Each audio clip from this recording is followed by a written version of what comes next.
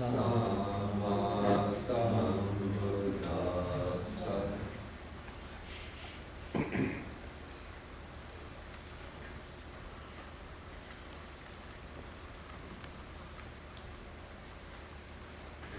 everybody. Just 8 hours ago, I was in San Francisco Airport. Oh, no. Excuse me? I'm just surprised. I think I got 20 minutes of sleep this morning in Johnny's car. And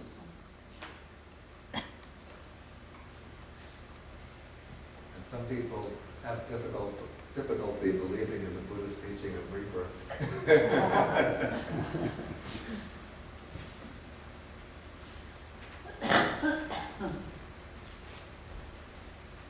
So at 11, yeah, it was at 2 a.m. American time, I'm sorry, 2 a.m. Eastern Standard Time. I passed away in San Francisco. And at 7:20 a.m. Eastern Standard Time, I was reborn in New York. Okay, so we are taking today Sutta number 39 in the Majjhima Nikaya. This is called the Greater Discourse at Maha-Assapura, the city of horses.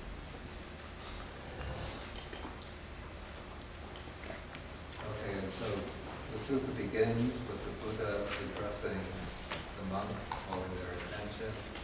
And now he's going to explain to them how they fulfill the meaning of the word samana. The word samana.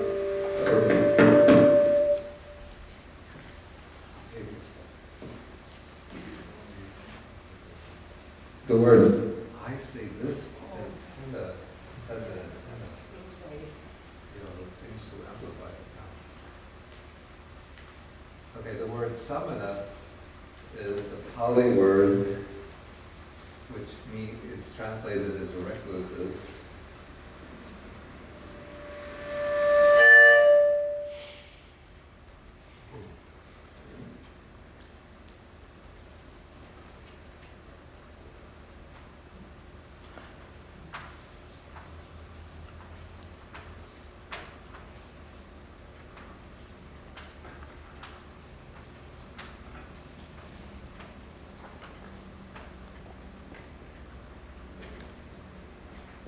The Sanskrit form is shramana, and it comes from the root shram, which means to work, to labor. And so even in contemporary Sinhalese language, the language used in Sri Lanka, there's an expression shramadana, which means the gift of work.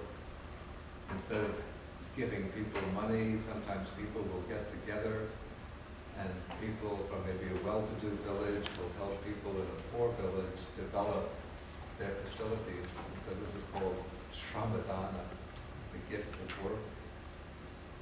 And so the word samana originally means someone who is devoted to work or to labor. But what is meant here is not manual work or even office work or work in the computer sector, IT sector, but it's the work of striving for the development of the mind. And so in the Buddha's time, there was a whole mass of people who would drop out from the social order with its fixed duties and obligations in order to devote themselves to the work of striving for wisdom, striving for liberation. And these people were called shramanas.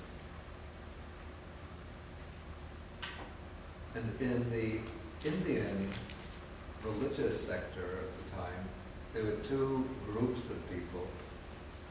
One were the shramanas, and the others were the Brahmins, or Brahmanas. There are some certain differences between these two groups. The Brahmanas accepted the authority of the Vedas, the sacred religious scriptures, going back to a very early period. The Brahmins generally married and would raise families. And the Brahmins would engage in ritualistic practices. They would serve the royalty, they would also serve ordinary people by performing the fixed rituals of the Vedas for them. And the Brahmins, of course, believed in the caste system or class system. Not only did they believe in it, but they also believed that they were the superior social class and that all the other people came under the Brahmins. So the Brahmins would say that the Brahmin class was created from the mouth of Brahma. The Kshatriyas, that is the governing class, the administrators, the warriors, were created from the arms of Brahma. The Vaishyas, these would be the business people, the landowners, those who own the fields. They were created from the belly of Brahma and the thighs of Brahma, and the Sudras, or lowest class, the workers, the manual workers, were created from the feet of Brahma. Now, in contrast with the Brahmins, the samanas did not accept the authority of the Vedas. In that way, they were a heterodox system. They didn't. It seems that the samanas might even have been descended from the pre-Aryan religions of India, or at least the idea of renunciation that the samanas embodied.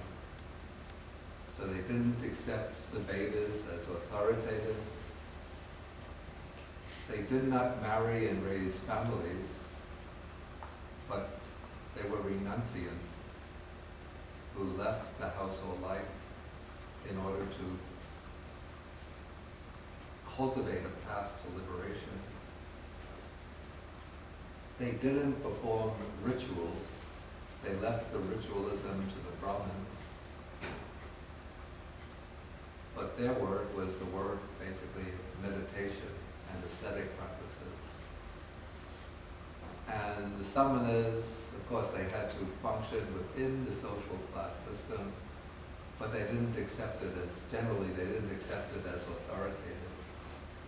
And in fact, the samanas were outside the system of the four main social classes. So when one became a samana, one gave up one's status within the class system of Indian society. One became almost like an outcast.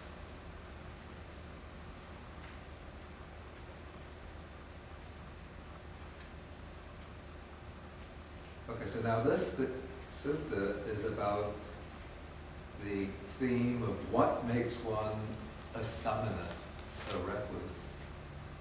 But the Buddha also takes the word brahmana, or Brahman, and gives it another meaning, almost synonymous with samana. So perhaps the original idea of Brahman was a person who was a kind of vehicle or channel for the sacred power of Brahma. Brahma is the holy divinity of Indian religion. And so the Brahma,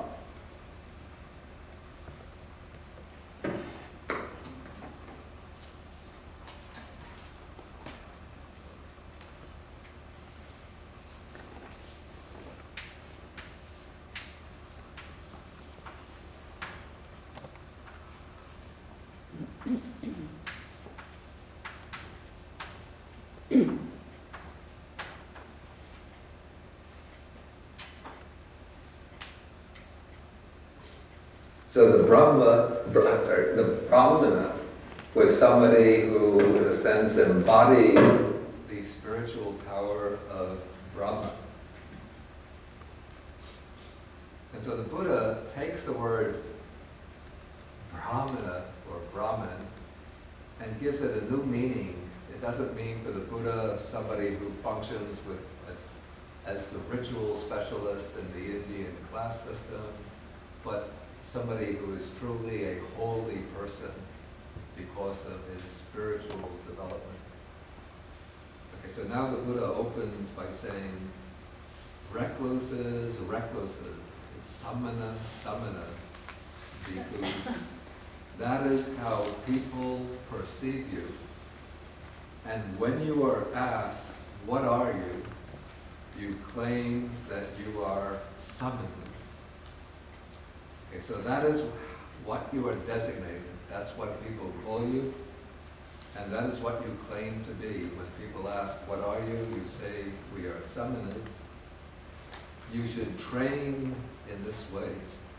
We will undertake and practice those things that make one a recluse, a samana, those things that make one a brahmana. In this way, our designations may be true and our claims genuine, and the services of those whose robes, alms food, resting place, and medicinal requisites we use shall bring them great fruit and benefit, and so that our going forth shall not be vain, but fruitful and fertile. See, in this part of the statement, the Buddha is referring to two types of benefits that the samana or ascetic promotes. First, there's the benefit for others, because people make offerings to the Buddhist monks. They make offerings of robes, food, their daily food, their living quarters, whether it be a big hall for the Sangha or whether it be just a little hut. And they offer them medicines as well when they get ill, or medicines to use in times of illness. And within the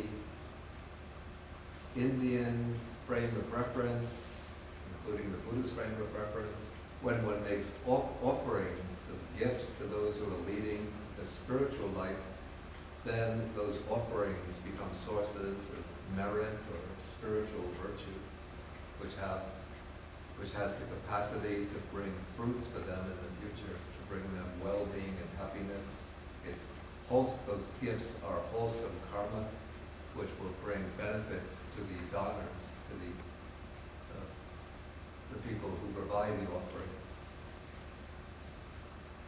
And so when the Buddhist monks, who are called samanas, fulfill their obligations, fulfill their training, then the services or the gifts of the devotees will bring them much benefit, much merit, and much benefits and fruits.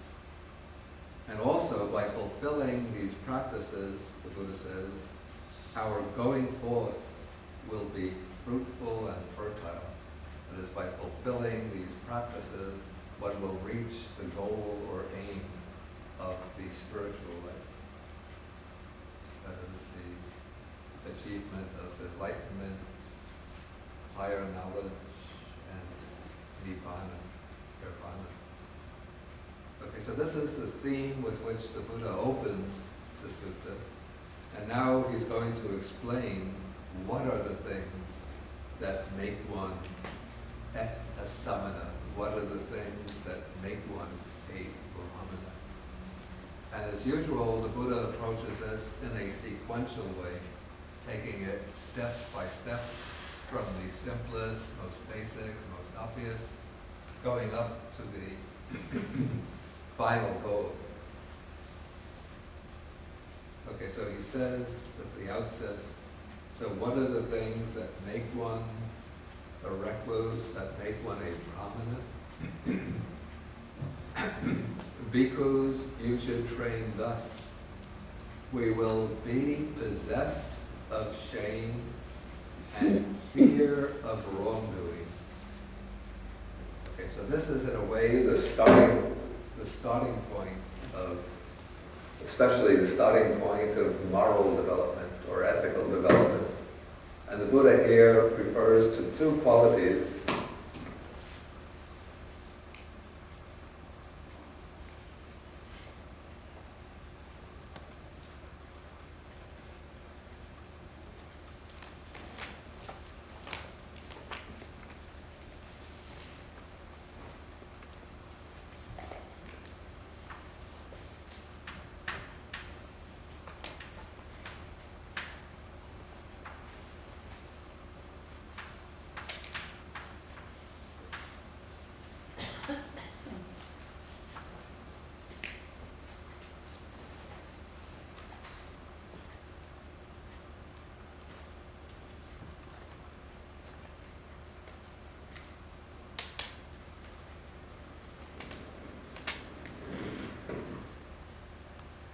They're translated.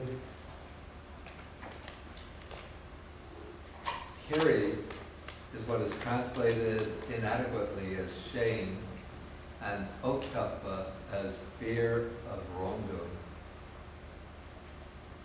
Now, the reason I say that hiri is inadequately translated as shame is because, first, the word shame usually means something that, a feeling that comes over one after one does something that one considers to be wrong. But hiri is actually a quality that protects one from doing something wrong. Now there's a difference between hiri and ottappa in what we might call their point of reference. Hiri, the sense of shame, has an internal point of reference. That is, one hesitates to do something which is wrong, one is reluctant to do something that's wrong, one refrains from doing something wrong, because one has what I would call a sense of inner respect for oneself, or what I would call a sense of one's own inner dignity. Maybe we can call this a sense of the potential nobility of one's own character. And so one hesitates to do something which is unwholesome, morally unsuitable, because doing so would detract from this awareness of the potential nobility of one's character. Because doing so would slur one's sense of inner dignity. Would be like stooping to do something low, and then one would feel inwardly defiled by that action. One would feel that one is spoiling one's own beauty, of potential beauty of character.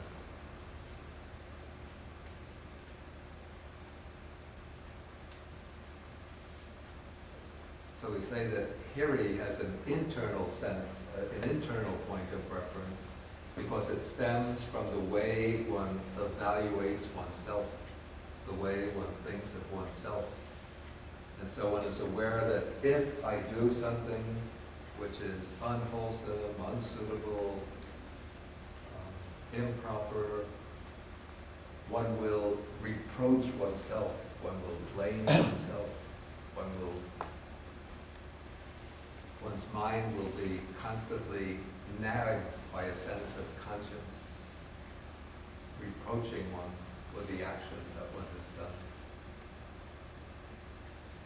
Okay, in contrast, ottappa has what I call the external point of reference, since this is fear of the consequences, the undesirable consequences of doing something wrong. So there are different consequences that come from doing what is wrong. One of the most obvious is that other people will find out about it and they'll blame you. criticize you to your face and amongst one another. And then that will cause unpleasant feelings within oneself. But you know what happens, like there are famous movie stars or sports stars, and they get caught in the scandal, or politicians for that matter.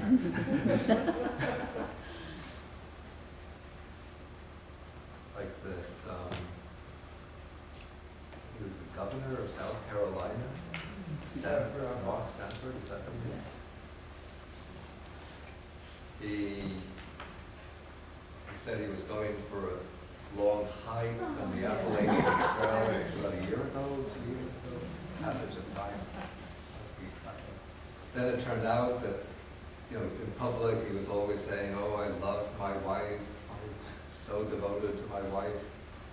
And of course he aspired to become, I think, the senator from South Carolina and then become candidate for the presidency of the United States.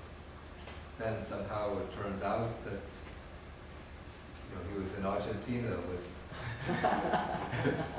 the woman he calls his soulmate. And so once these facts become disclosed, then the big scandal breaks out, and you know, all over the newspapers, governor of South Carolina found having an adulterous affair. So that's first consequence, big splash in the news. Then he has to, he can't fulfill his bid to become a senator. His hopes of the presidency are dashed to pieces. And his whole life is ruined. Did he resign as, I don't remember, did he resign as a governor? Maybe he had been, anybody remember? He did not resign. Excuse me? He did not. He didn't resign, he continued as a governor. Yeah, the shame of it. But still, he has the consequences. Okay, so some of the obvious consequences, the ones that are immediately visible, are that one gets subjected to public criticism, public ridicule, one loses one's status in the community, one gets a bad reputation. And then the other major type of consequence is what's called the consequence pertaining to the future life. That is when one does something immoral or unwholesome, then one creates unwholesome karma, which will bring suffering in the future. Okay, so the Buddha actually refers to these two factors, hiri and ottappa. He calls them the protectors of the world, since it's these two factors that maintain the moral standards in the world, like people committed to fulfill ethical behavior. If people didn't have the sense of shame and fear of the consequences, then their behavior would not be restrained at all. Okay, so the starting point for the Buddha in this whole training, and this is valid for whether it be monastic person or lay person, but the foundation is the sense of shame, or I would call it the sense of inner dignity, of self-respect, and fear of wrongdoing, fear of the consequences. Then the Buddha continues, he says to the monks, you may think thus, we are possessed of shame and fear of wrongdoing, that much is enough, that much has been done, our goal, the goal of the ascetic life has been reached, there is nothing more for us to do, and you may rest content with that much. So some monks obviously think in that way, but then the Buddha says, I inform you, I declare to you, you who seek the status of a recluse, of a true ascetic, do not fall short of the goal of recluseship. the goal of the spiritual life. While there is more to be done, then he raises the question, and what more is to be done? You should train in this way. Our bodily conduct shall be purified, clear and open, flawless and restrained, and we will not laud ourselves, praise ourselves, and disparage others on account of that purified bodily conduct. So you see, the Buddha here, he's balancing two important factors. First is to observe pure conduct of body.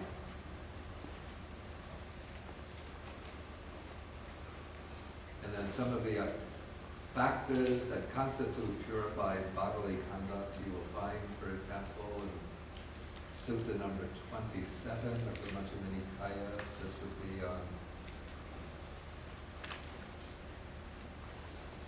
page 272 in the text. I'm not going to read the detail, but just some of the factors are to abstain from killing living beings and to be compassionate to all living beings, to abstain from stealing, and to take only what is given, to abide in purity and honesty, to abstain from incelibacy, and to observe celibacy. That is for the monastic person. Okay, so one aspect of this is to be oneself well established in pure bodily conduct, but that is balanced against the second aspect, which is to maintain an attitude of humility in relationship to others. That is, one doesn't praise oneself, extol oneself, or even one doesn't even feel self-satisfied that I'm a pure person, I'm a righteous person, I'm a good person. And then one looks at others who are not observing pure bodily conduct and think they are wretches, they are sinners, they are evildoers, they are immoral, useless, worthless fellows. But instead, one will just simply have compassion for them, and to the extent that one can, one might try to help them by teaching them how to observe pure bodily conduct. Okay, so then the Buddha continues, you may think, thus we are possessed of shame and fear of wrongdoing, and our bodily conduct has been purified. That much is enough, that much has been done, the goal has been reached. Then the Buddha says, I inform you, I declare to you, do not fall short of the goal of the spiritual life while there is still more to be done. Okay, what more is to be done? Next, our verbal conduct shall be purified. Then we find purified verbal conduct, again on same page.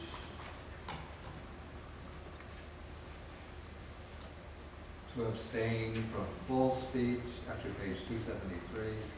To abstain from false speech and to speak the truth. To abstain from malicious speech and to speak in ways that promote harmony.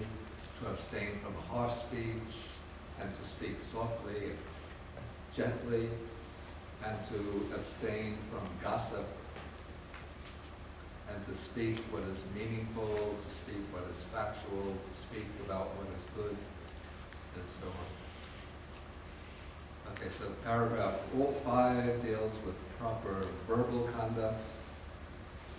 Paragraph 6 deals with proper mental conduct, not to think unwholesome thoughts.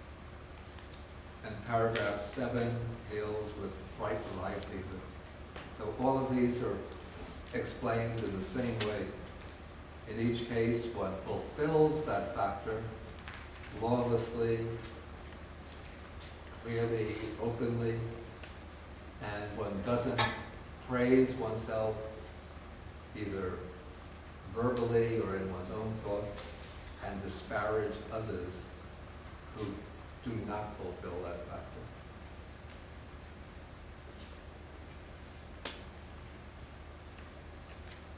Okay, so now coming to paragraph 8, the Buddha is now going to take the training one step further.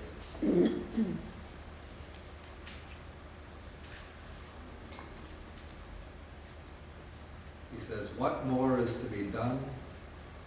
You should train thus. We will guard the doors of our sense faculties.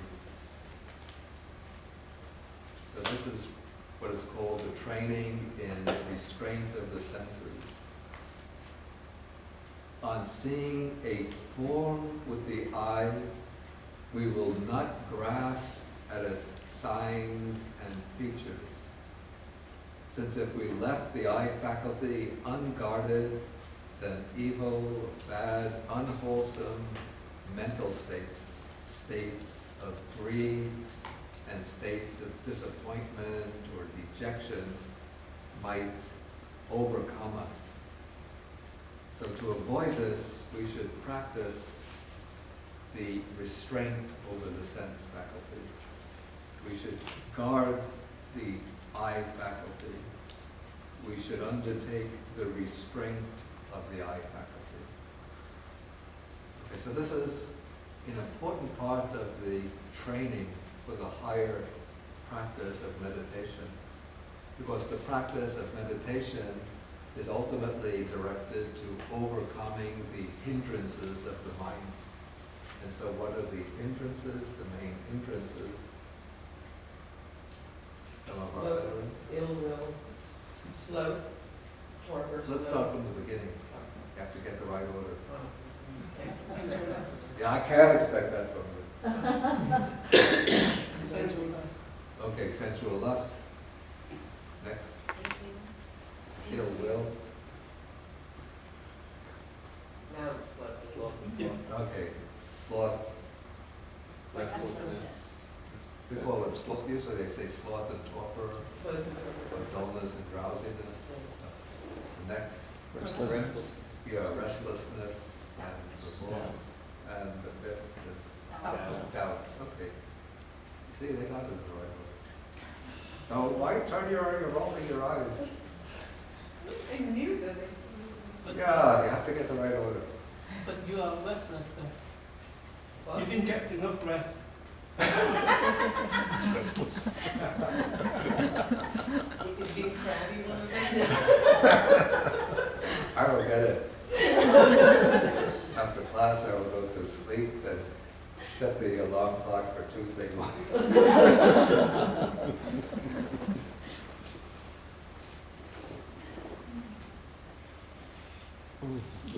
Sloth and torpor. Yes, it was a good Okay, so of the 5 hindrances, the 2 that are the grossest, the ones that arise most often, the most obstructive, are sensual desire and ill will or anger.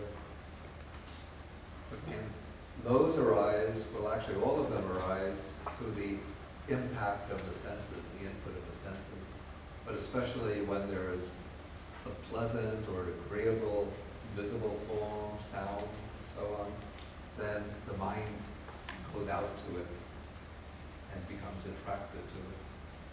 And if there's something which is repulsive, disagreeable, then it will cause inner aversion, displeasure, dejection, anger. And so the hindrances are continually being stimulated or provoked by the input of the senses. But what can one do? One solution is to put a blindfold over the eyes, put the earplugs into the ear, and then one doesn't see anything disagreeable, doesn't hear anything disagreeable. But it's pretty difficult to live under those conditions. And so what the Buddha teaches is this restraint of the senses, and that is elaborated as one does not grasp at what is called the sign, and one does not grasp at the features. Here we have two terms.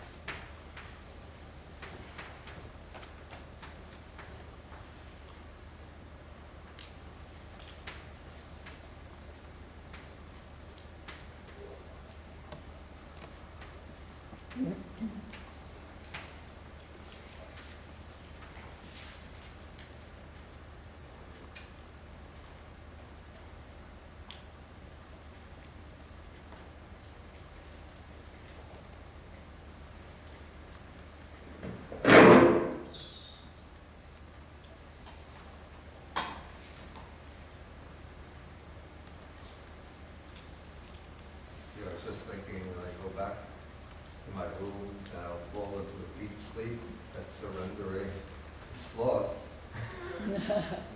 And after waking up, then I have to check my emails, which have been accumulating over the past 10 days or so, and that will cause a lot of restlessness.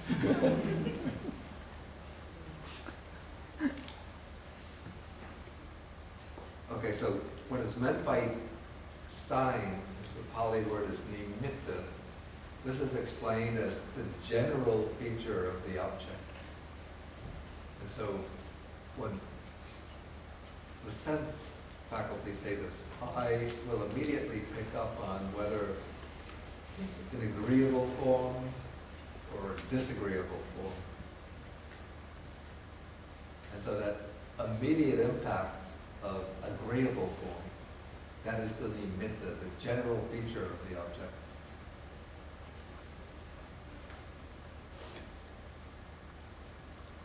And usually when the commentaries are explaining this, of course they're explaining it for monks, and so they usually, please excuse me, use the primary object of temptation for the monk.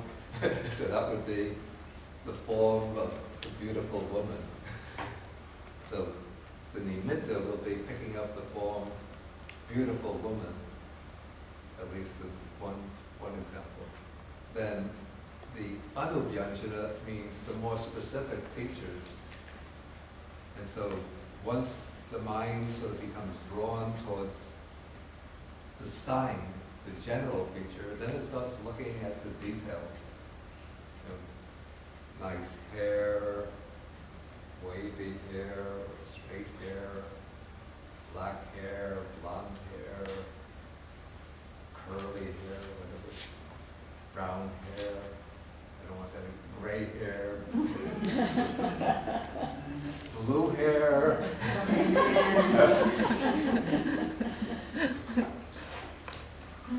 Blue hair.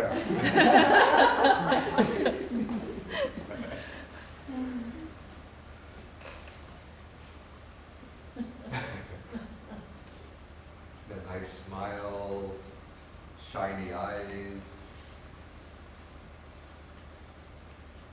Okay, so those are the features. And then also sometimes it happens with the repugnant object, disagreeable object. You know, if like there's a person you dislike, first you see that person, I don't like Jake. So then Jake comes into the room, immediately I see him, disagreeable feeling comes up. But then I start focusing on everything he's doing, the way he walks. Why can't he just walk softly like everybody else? Why is he always stamping his feet? Why can't he sit quietly in his seat instead of just hopping in his seat like that? Why does his voice always sound rasping instead of soft and gentle like Bhante's voice?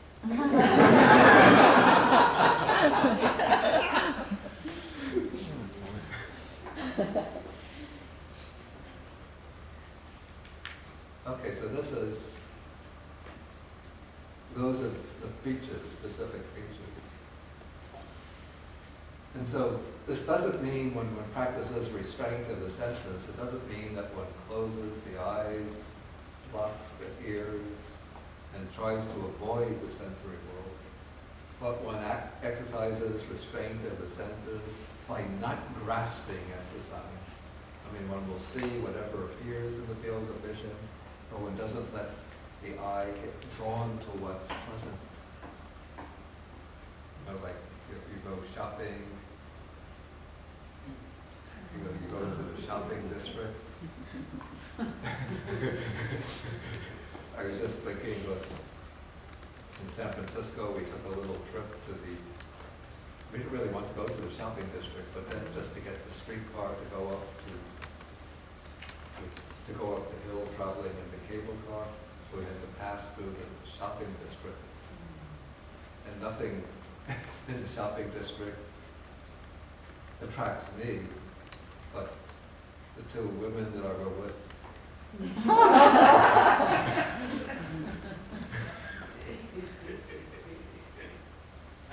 Then I went back early, they came back late.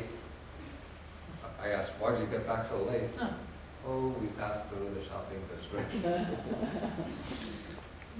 So you start looking in the shops, what's for sale in this shop, what's for sale in that shop. So that's grasping at the signs, then grasping at the features. Oh, what a nice dress for sale. Or what nice shirt for sale. Or, wow, new iPods are out, or iPads.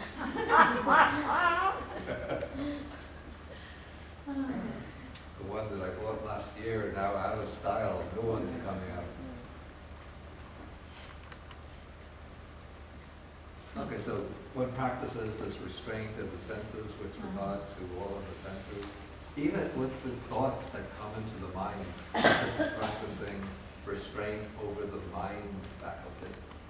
So sometimes, thoughts just come flowing into the mind, memories of pleasant objects, memories of unpleasant objects, plans and visions for the future, regrets about the past. So, of course, they flow naturally into the mind, but when one is practicing restraint of the senses, one doesn't let the mind linger with them, but just notes whatever arises and just lets it go, let it go its own way.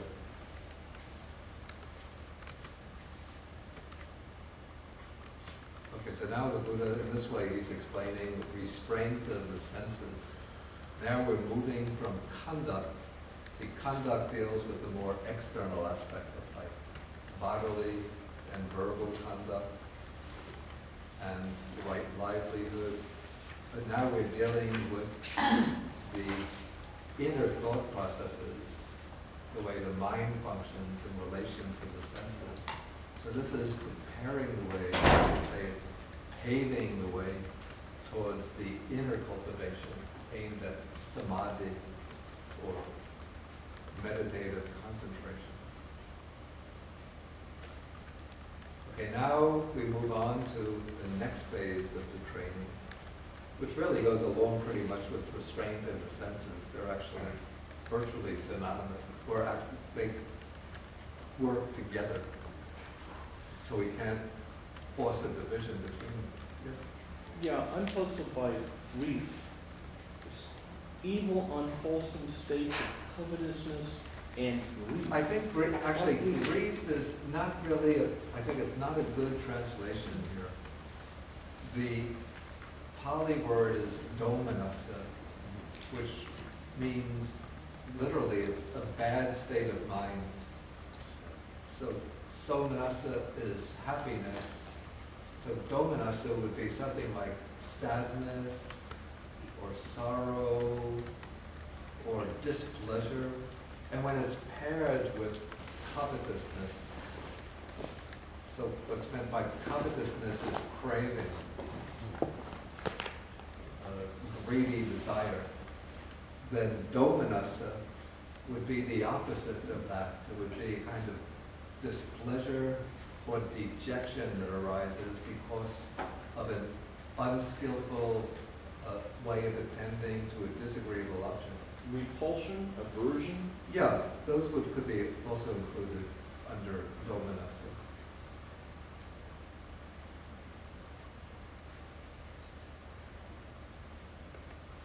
Yeah, I think maybe Venerable Yanamoli, or maybe it was myself, picked up grief from earlier translators, but I stopped using it in the connected discourses. I think I had,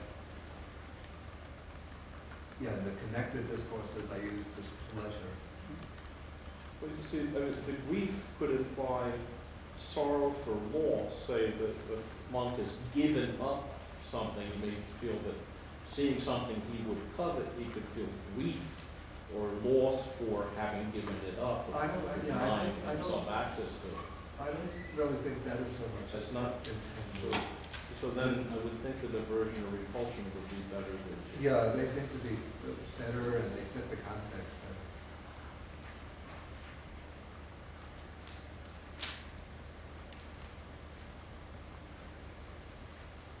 Okay, so then we'll move on to moderation and eating.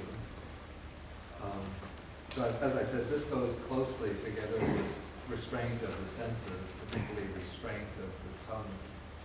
So this is, you see, a problem that happens in the monastic life is that since one doesn't have much input from the other senses, so for somebody who has a natural tendency to greed or to sensual enjoyment, the life revolves around the meal of the day. And so people sometimes, like monks, maybe nuns too, I don't know.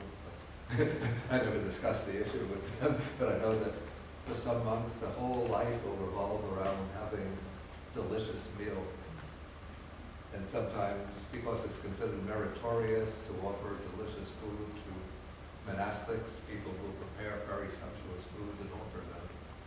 And so they can tend to overeat and develop this, because they have this greed for taste, then one indulges oneself, and then one can overeat, and if one overeats, then,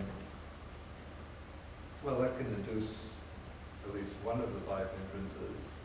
What hindrance? Yeah, sloth and torpor, dullness and drowsiness, and also the craving for food will be a kind of sensual desire. I was going to say, it would be the first thought, sensual desire. Yeah. And then if one has a craving, also a craving for delicious food, sometimes if one goes to an alms round and one comes maybe to families that are not well off, they'll just offer very simple food.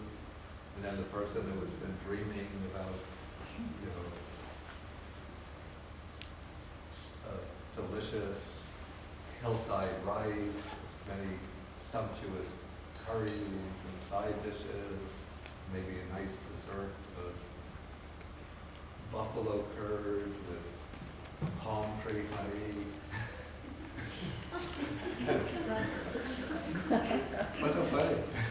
They're sounding very delicious. It's served in South Asia. They take the milk from the buffalo, the water buffalo, and they turn it into a yogurt, except that it's thicker than the ordinary yogurt. And then there's a kind of honey that comes from a type of palm tree, which is very sweet. And pour this honey, palm honey, it's almost like maple syrup. Pour it in over the buffalo curd and mix together. And it's like considered a royal treat in South Asia, Sri Lanka, India.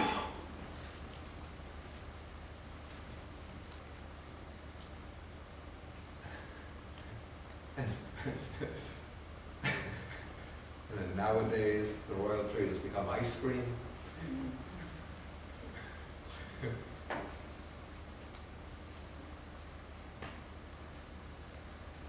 So if one is dreaming of having the buffalo curd and the ice cream and the sweets, the fruits, then one just gets some very plain rice, maybe a couple of spoons of lentils, dal over it, and that's it. Then one grumbles and inwardly complains and feels self-pity. Oh, I'm starving to death. How am I going to get through the day on this? Okay, so the Buddha teaches that one should do this reflection over the food to remind oneself of the purpose of eating. So you should train thus. We will be moderate in eating, reflecting wisely. We will take food neither for amusement nor for intoxication. Here, intoxication doesn't mean getting drunk, but it means being intoxicated with the flavor of the food. So neither for amusement nor for intoxication, nor for the sake of physical beauty and attractiveness,